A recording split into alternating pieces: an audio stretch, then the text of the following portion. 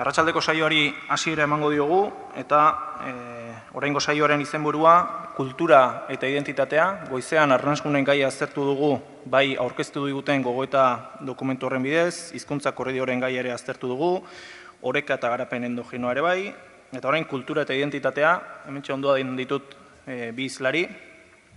Alde batetik Xabier Gantzarain, gaur egun kulturteknikari lanetan dabilena, Azpeitian, arte ederretan lizentziaduna ikasketaz, eta Azpeitian ez ezik, aurretik hainbat lekutan ere aritu dena, artearen eta kulturaren inguruan, zutabegile ere bai, idazle ere bai, eta oraintsu atera duen liburua ere bai, Zuloa izeneko azken liburua ere bai.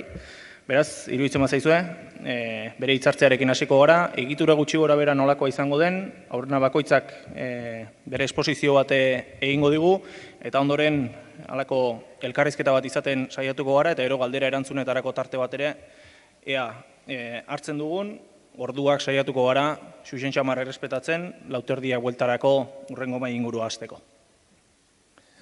Kaixo, arratsaldeon, Garik esan duen bezala, kulturteknikaria naiz, baina argitu nahiko nuke Azpeitiko kultur mahaiko teknikaria naizela. Eta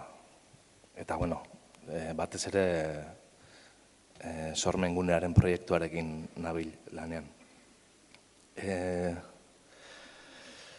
Xabier Aranbarrik hitz egin behar zuen, gaur hemen, bera kooperatiba gerentea da, eta ni ez naiz gerentea, eta seguru asko desberdina izango da esateko zeukana eta esango dudana. Baina uste dut lekuren batean gurutzatuko zirela, berea eta nirea, eta saiatuko naiz leku horretara iristen azkar xamar. Batetik, bakit gaurkoa bezalako jardunaldietan ez dagoela oso ondo esatea, baina lurraldea eta hizkuntza eta arnasguneak nolabait euskararekin, euskara da zentrala, esango genuke hizkuntza, eta nik uste dut euskara eta beste edozein hizkuntza ez dela hiztunak besterik, pertsonak. Talde hortatik, larun batean, Elgoibarren izan ginen, Lorea ere antzen, hitzaldia ematen, eta, han aipatu zuten, euskara ala eskara izeneko jardunaldi batzuk izan ziren, larun batean Elgoibarren, oso interesanteak, eta han aipatu zuten, Elgoibarko izarrak hartu zuela martxa pixka bat, Gotzon Garateri omenaldia eginez edo bere figura memoriara ekartzeko edo, holako zerbait esan zuten, eta aipatu zuten Gotzon Garatek bazekizkiela 10 hizkuntza, baina esaten zuela beretzat euskara zela arnasa. Arnasgunei buruzari garen ez, arnasguneak euskararen arnasguneak dira, baina arnasguneetan euskara alda mundu guztiarentzat arnasa. Hori da pixkat planteatu nahi dudana. Atzo bertan Goizalde Landabasok zutabea idatzi zuen berrian, ez dakit irakurriko zenuten, evidentzia izenekoa, irakurri egingo dizuet, saiatuko naiz, labur egiten, baina irakurri egin nahi dizuet zutabea. Sare sozialek intimitatea zulertzen genuena aldatu dute, likes eta dislikesek kokatzen zaituzte gizartearen mailaketan. Jauzika heldu nintzen emakume euskaldun gazte batek duen Instagramera, sarearen kasualitate horietako bat. Oso denbora gutxian jakin nuen bere bizitza osoa. Nor maite zuen eta nor maite izan duen, nora bidaiatu duen, zein talde duen gustuko, zeintzuk diren bere lagun minak, bere txikitako argazkiak. Dena. Kontua izteko aukera dago, baina zabalik du, alegia denok ikus dezakegula.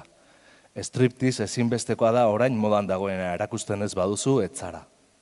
Lagun batek esan zidan Big Brotherrekin duela zerikusia. Adiskidetasun simulakroan hasitako belaunaldia dela. Tristura janda egon zaitezke eta sare sozialetan konta dezakezu 11 likes eta bihotz gorri jasotzeko zure bakardade beltzenean. Distopiarik gordinena bilakatuko zaigu errealitate. Horrek harritu ninduen, baina hutsaren hurrengo geratu zen gero. Herri euskaldunean jaiotakoa da emakume gazte hau. Lagun euskaldunak ditu, guraso euskaldun eta euskaltzale ezagunak. Eta bere kontuaren gehiena gazteleraz zegoen. Lagun euskaldunekin duen harremana oroar gazteleraz du. Juan Mari Torrealdaik joan den larun batean irakurritako Batueraren aldeko idatzia etorri zitzaidan akordura. Belaunaldi berriak ekarri behar dira Batuerara, barkatu. Zelan baina, eremu soziolinguistiko guztia aldeko izan arren autua bestelakoa denean, kontzientzia lantzea ahaztu zaigu, zioen Torrealdaik. Gogora etorri zait lagun bati 13 urteko semearekin jasotakoa. Kalean topo egin zuen semearekin eta lagun batzuekin, gelakideak denak. Nire lagunak eurekin hitz egin zuen euskaraz. Semearen lagunek erantzun zioten barre eta irri artean. Bakarri gelditzean semeak amari esan zion, evidentzian jarri nauzu ama. Ama txundituta zegoen. Semeen lagunei berba egin zien edukazio guztiz. Bai ama, baina euskaraz. Orduan hau irakurrita, pixkat postu egiten zara Azpeitian bizitzeaz, eta pentsatzen duzu Azpeitian olakorik gertatzea ez dela erraza, oraindik behintzat. Eta pozo hori, gero, azten zarenean pixkat aztarka egiten, konturatzen zara Azpeitian arnaskunea da, ezagutza maila handia da, erabilera maila altua da, baina euskara berezko edo natural edo jaso dugunak gara gehiengoa, eta nolabait horra aipatzen den kontzientzia hori ez dakit zenbateraino dagoen. Adibidez, garbi daukat, eta beti aipatzen dugu, eta lehen Aitorrek eguerdian aipatu du, baina Azpeitiko kultur mailak eta kooperatibak eta hemen lanean ari garenok euskaraz egiten dugu eta erosoa zaigu euskaraz egitea, baina autokontzientea da eta erabaki politikoa da. Eta adibidez, guretzat oso importantea da, datorren sormen guneari begira, euskara izatea ardatza eta sormena eta transmisioa dira, oso kontuan hartzen ditugun bi lerro edo, bi lan hildo. Baina horrekin lotuta, ekarri nahi nuen baita ere Lourdes Oñederrak orain dela gutxi berrian, irailaren 30ean idatzi zuenak, zer nolabait, uste dut, lotuta dagoela buruan dabilkidan horrekin. Badirudi batzuk Obelix edabe indartzailearen lapikoan bezala sartu ginela txikitan hizkuntzaren funtsetan eta arauak besterentzat uzten ditugula. Batua idatzirako eta azterketetarako. Etxe egokian jaiotzeko suertea izan genuenok ez dugu ahalegin berezirik egin behar. Uste dut egokitu zaigun euskararen momentu historikoarekiko erantzunkizunik eza dela hori eta kalte egiten diola euskararen unibertso osoa egituratzeko helburuari. Beste artikulu bat ere ekarri dut, oraintxe urriaren 6an berrian Xabier Amorizak idatzitakoa, kontrakultura izenekoa, baina hori ez dizuet irakurriko, ze gehiegi luzatzea litzateke. Azkenean tesia asko laburtuz eta pixkat loreari leku eginez, zebakit ni baino hitzaldi egituratuagoa eta luzeagoa daukala. Aipatu nahi dudana da, nolabait, guk hemen badugula arrisku hori, ez? Arnasgune izatearen zea hori, poz hori, batzutan hartu behar dela azterketa eginez eta pixkat igual hainbeste poz hartu gabe. Ze Azpeitian arrisku hori dago eta da nolabait berezko etorri zaigun hori ez lantzea eta ez elikatzea, ez ikastea, ez hobetzea, hizkuntza jasoago bat egiten ez saiatzea, euskara kulturarekin ez lotzea, lehen goizean apunteak hartzen jardun dut, eta oso interesantea egin zait adibidez, Jordana uste dut zela aipatu duena nola kulturak prestigioa galdu duen, ez? Eta nola Bermeon, berak egin zuen azterketa hortan, ikusten zuen aurrak joaten direla inglesera eta igeri egitera, ez? Osea, inglesera etorkizunean pertsona zeak izateko, arrakastadun pertsonak izateko, eta igeriketara osasuntsuak eta ederrak izateko. Eta orduan, ematen du, kulturak pixkat galdu duela inoiz izan badu behintzat bestelako funtzio bat. Eta hor ikusten dut, eta hori da hemen ere egiten dugun ahalegina, hau da nolabait, hizkuntza bat ez da ezer bere kultura ez baduzu kontuan hartzen, ez? Eta esango nuke, hemen aipatu da, garapen soziokulturala eta behin eta berrez atera da, eta esango nuke hori dela erronka handietako bat, ez? Elgoibarko jardunaldietan ere aipatu zen. Eta Gorka Arrezek jakinek antolatutako jardunaldietan ere aipatu zuen Andoainen. Deno gara erdaldunak. Deno gara erdaldunak eta gero batzuk euskaldunak gara. Eta euskalduntasun hori ez badugu lotzen kulturarekin, zerrekin lotuko dugu. Ze gero, itxasok ere aipatu du, gauza bada kale erabilera eta beste gauza bada etxera joaten garenean zer egiten dugun, eta gure mundua zein dan, eta gure mundu erreferentziala zein dan, ez?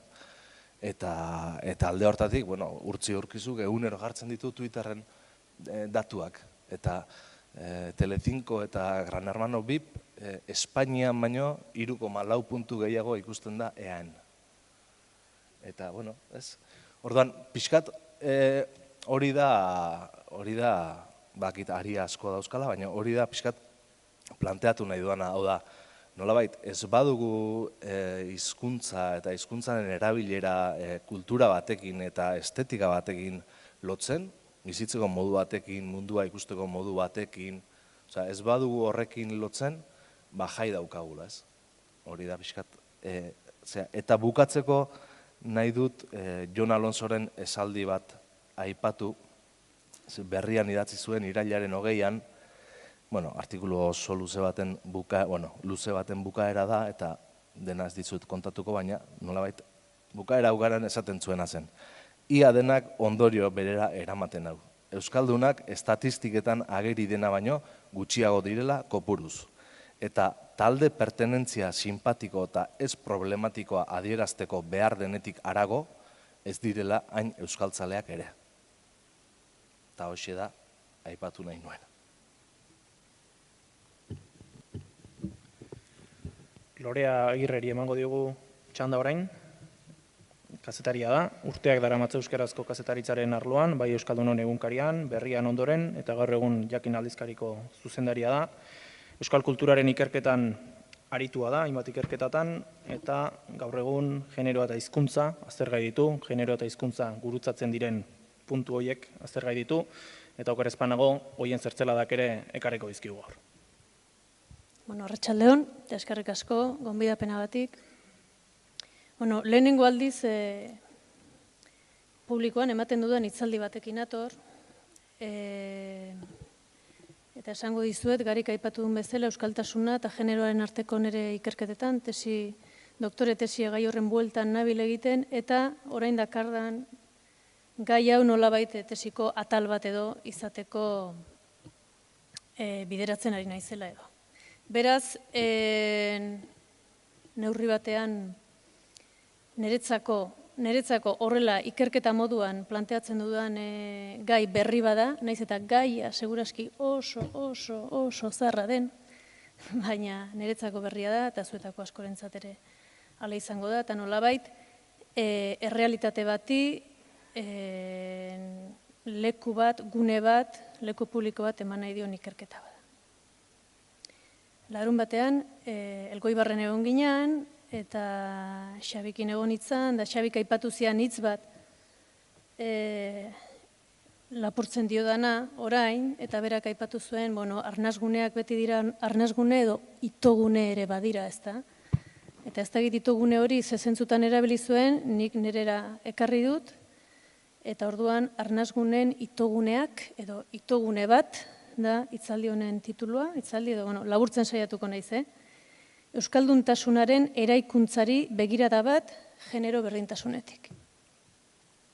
Nondik abiatuko naizen oso labur esango dut, abiatzen naiz teoria feministetatik, abiatzen naiz ikerketa kokatu batetik, alegia bertan, bizi eta bertan nolabait praktika linguistiko, baina ez linguistikoa bakarri, baizik praktika linguistikoen bitartez, bizitza oso bat, gizarte oso bat, kolektibotasun oso bat egiten dudan pertsona naizen aldetik.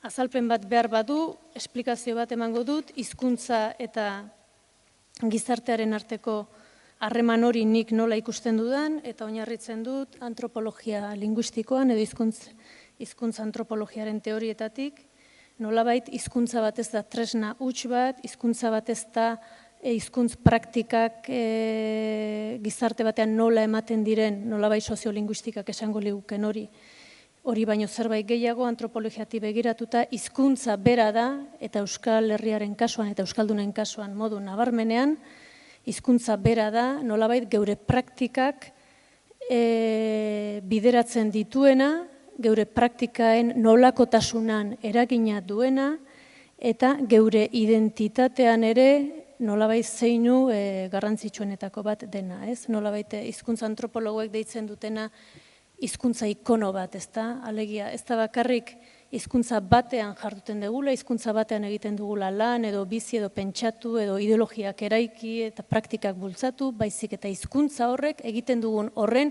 tasunean eragin zuzena du. Eta nolabait gu ikono gisa, hizkuntza ikono gisa bizi dugula. Hau, komplikatuagoa da azaltzen, baina uler dezazuen hor harreman oso estu badagoela, egiten dugun guztian eta hizkuntzan egiten dugun horretan. Hori hizkuntza guztietan. Euskararen kasuan bereziki, nik uste dut baietz, zergatik geure identitatea hizkuntzaren gainean eraikitzen dugulako. Orduan, esaten dugunean geure identitatea hizkuntza da, orduan galdera da, geure euskaltasuna nolakoa da. Ze ezaugarri ditu euskaltasun horrek, ze praktika sozial, ze balio, ze ideologia, ze errekurtso, zer esaten du, zer egiten du, zer baztertzen du, zer indartzen du, zer prestigiatzen du. Hori da pixka bat markoa. Beraz, erronka da hori aplikatzea intuizio bati. Eta intuizioa da gerora hipotesi badena eta gerora etnografia batek segurazki hemen agertuko dudanez baieztatu dezakena. Intuizioa da ez orain, baizik eta aspalditik euskaltasun mota bat bereziki arnasgunei lotua eta nolabait arnasgunetako euskaltasun hori prestigio mailara igotzen den euskaltasun bada, euskaltasun hori maskulinitate jakin bati erabat lotuta eraikitzen dela.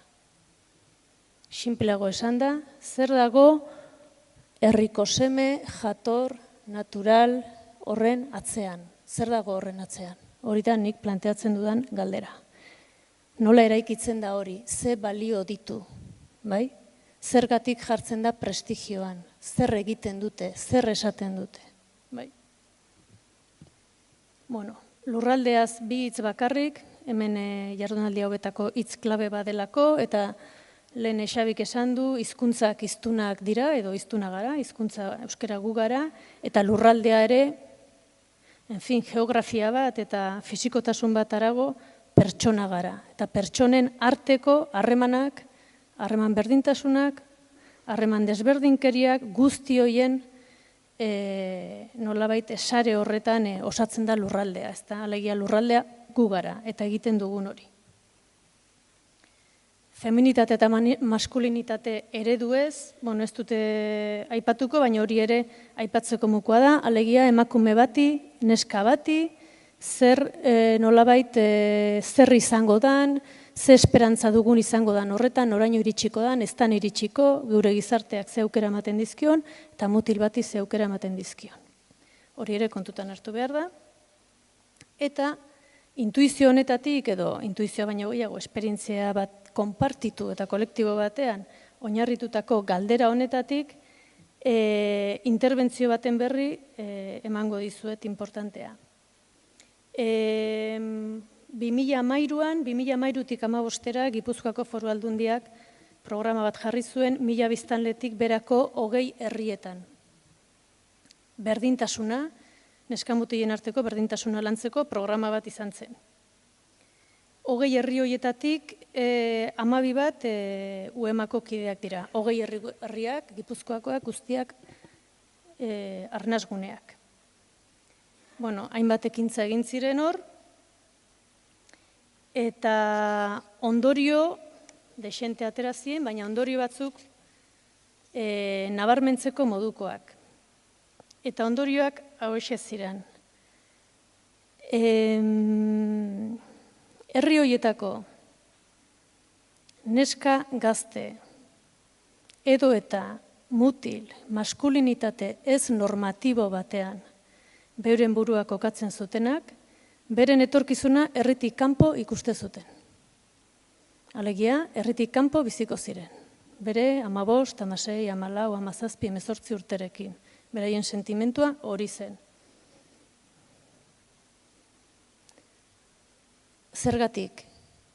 Herriak eskaintzen ziren mutil neska harreman horretan oso egoera desorosoan bizi zirelako. Hau horrela esan da, uste dut oso kontutan hartzeko datu bat dala. Uste dut asko esaten dula, askotan hitz egiten dugu arnasgune batera etorriko balira 200 ez euskera dun, horrek ze desoreka sortuko lukeen, galdera da, ze desoreka sortze ote dun, eta lehen aipatu dian aurreko interbentzioetan, komunitate bat, herri bat, bizigarri izateko lehenengo baldintza jendea egotea da, ez ustutzea, orduan ze gertatze ote dan, herriko neskek eta mutil ez normatiboek, herrian sentitzen duten presioagatik bere burua, kanpoan bizitzen ikusten dutela. Hau, orain dela 3 urte. Honek galdera gehiago ditu. Behar bada, galderak dira aurreko emakumeek nola bizi izan dute hori. Herrien ustuketa gertatu danean, industrializazioagatik eta nola baite gizarte aldaketak eman direlako nortzu joan dira herritik, gizonak edo emakumeak, ikertu egin beharko litzateke, kontatu egin beharko litzateke, nor geratzen den herrian, nor dijon kanpoa, eta zeintzun dian arrazoiak. Beraz, arazoa edo auzia edo erronka hementxe daukagu. Erronka hau existitzen da.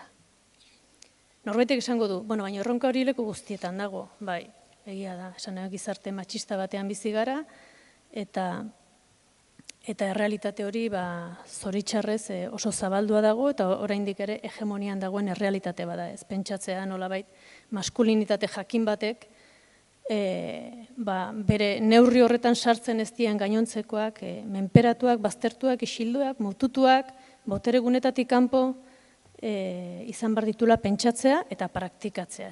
Hori da gure eguneroko bizitza oroar geure gertuan eta geure urrutian, mundu mailan ere bai. Bai, baina galdera da, maskulinitate horrek aldu ezaugarri euskaldunik. Hori da galdera. Eta nire erantzuna da, bai badu. Nik uste dut badagoela maskulinitate jakin bat euskaltasunari lotzen zaiona, hizkuntzari oso modu identitarioan lotzen zaiona, eta eraikitzen eta erreproduzitzen dena etengabe, eta oso sarritan prestigiatu egiten dena, bai edabideetan, bai gure mundu ikuskeretan, eta nolabait plazaren erdian dagoena. Eta maskulinitate, jator, natural, herriko seme, kontzeptu horren baitan dagoen horrek nolabait beste zerbait itotzen duela, beste norbait itotzen duela. Eta uste dut, ahotsoiek dagoeneko agertzen hasi direla, eta agertzen hasi direlako hartu bardia kontutan.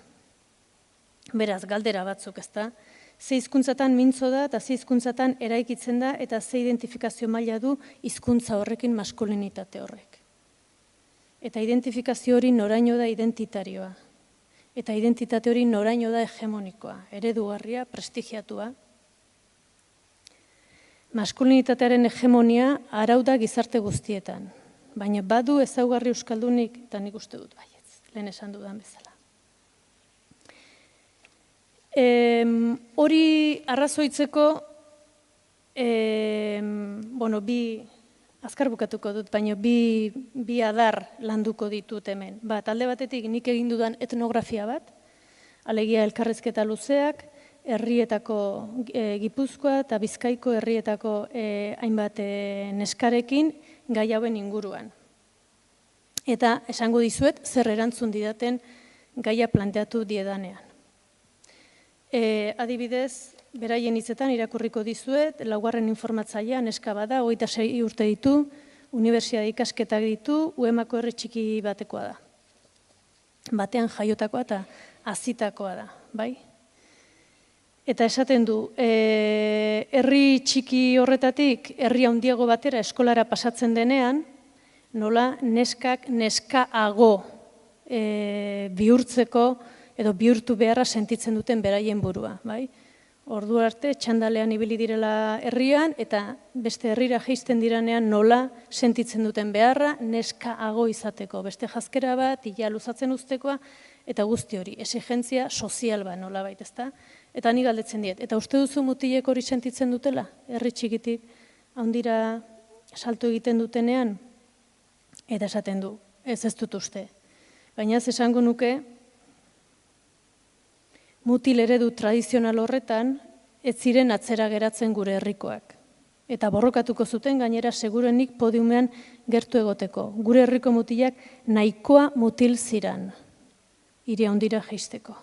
Eta mutil eredu normatibo horretan, mutil eredu normatiboa diodanean da, herriko seme jator gisa ulertzen dugun hori. Nolabait, geure tradizio oso batean, hasi horixetik eta gerora antropologiak ere nolabait goraipatzen duen mundu oso bat, indarrari lotua, gaur egun mutatzen dena beste elementu batzuri, baina indarrari bat lotua hizkuntzari, oso lotua, hizkuntza jakin bati oso lotua, euskalkiei lotua, gaur egun mutatzen da, abiadurari lotua, nolabait plaza okupatzeko modu bati lotua, bai?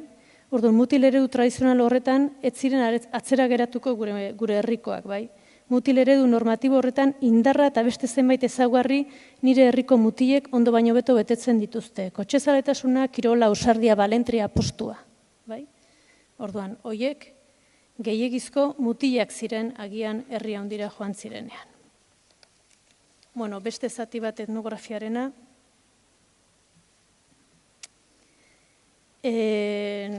monografiak luzeak dira, baina zatika irakurtzeko esaten du neska honek, gu herritik joan egin ginen, ikasketak aitzaki hartuta, bai fisikoki eta bai mentalki. Bai? Eta esaten du, nolabait sentitzezula espaziorik ez izatea, autoritaterik ez izatea, onartuak ez izatea, plazaren erdira ezin agertua, ezta, lotxa, aipatzen du, beldurra aipatzen du, gu ez ginen nor, ezta. Eta nik esaten diet, eta zuen adineko mutilak zer? Eta esaten du, eurak ez dira mentalki joan, eta fisikoki ere ez, beraiek herrian daude, ezta. Herrian egiten dute beraien bizitza, ez dute behar izan beste espazio bat hortik alde egiteko.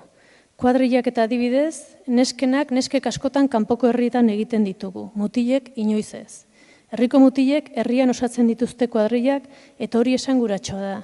Nola guk bilatzen dugun kanpoan eta kanpoko kuadriletara goazen eta mutilen kasuan ez, herrikoa mantentzen dute beti. Nik uste dut hori dela ez dutelako inongo deserosotasunik sentitzen, herrian guk sentitu dugun bezala. Eta beraiek oso erose daude, espazioa dute eta horri eusten diote. Este zatitxo bat esaten du.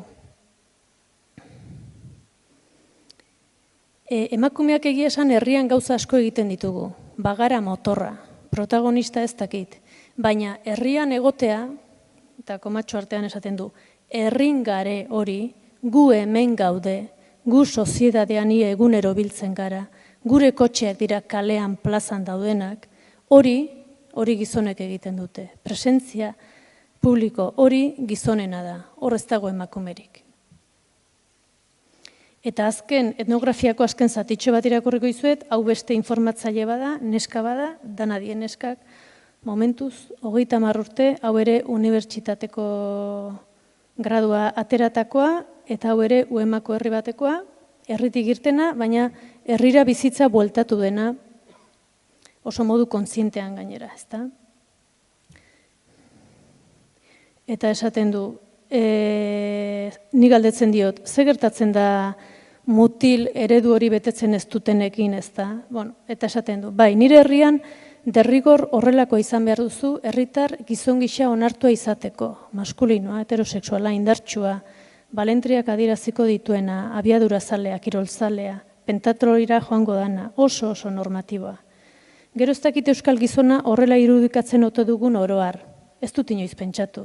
Baina nire herrian horrelako izan behar duzula onartua izateko hori ziur. Gizon euskal herritar gisa hartuta, alegia euskaldun ez dana, igual bai irikitzen zaizula pixka bat fokoa eta izan zaitezke agian beste modu batekoa. Baina hizkuntzari lotuta euskaldun eta gizon eraikitzen da irudi hori durari gabe eta aitortzen zaio. Zuzara hemen sustraiak dituena, hori aitortzen zaio gizonari.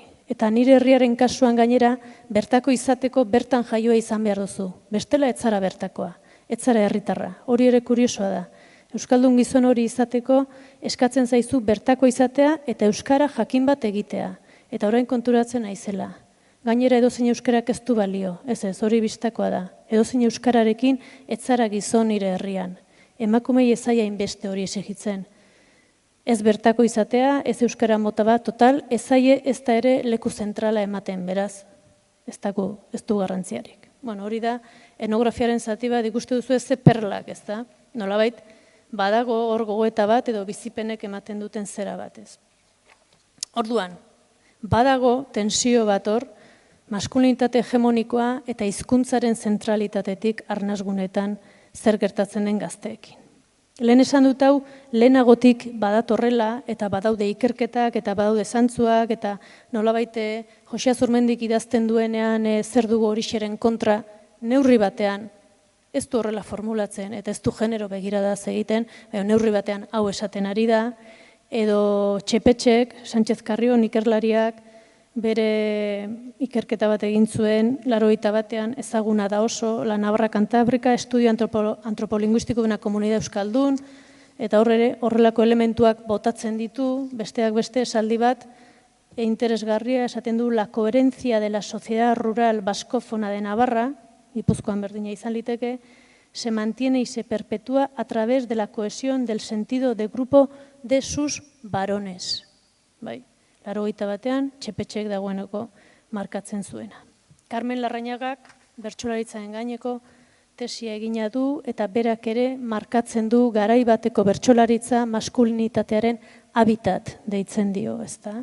Orduan galdera da, euskera maskulinitatearen habitat dela esan dezakegu arnasguneetan? Gerora hitz egin dezakegu ruraltasunaz zer ulertzen dugun, ze lekudun euskal iruditerian, ez naiz gehiago luzatuko, bukatzeko esan, uste dut egoera ezin hobean gaudela, gai honetaz pentsatzeko, bai? Eta pentsatu behar dugula euskal gintzatik, bai? Beste inork pentsatu gaitzan baino lehen, bai?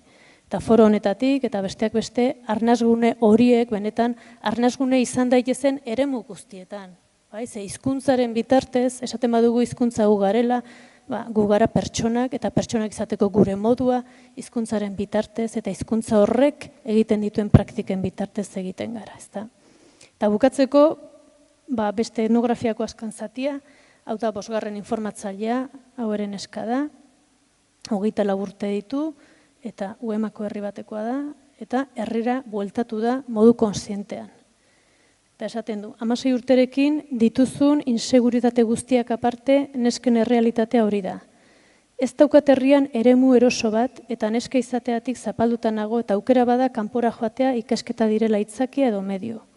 Gu horren biktima eta ondorio gara. Egin dugu 16 urterekin irakurketa hori, joan gara, eta gero kontzientzia daukagunean, etorri gara eta aldaketa bat eraiki nahian ari gara herrian. Bueno, hauxe da.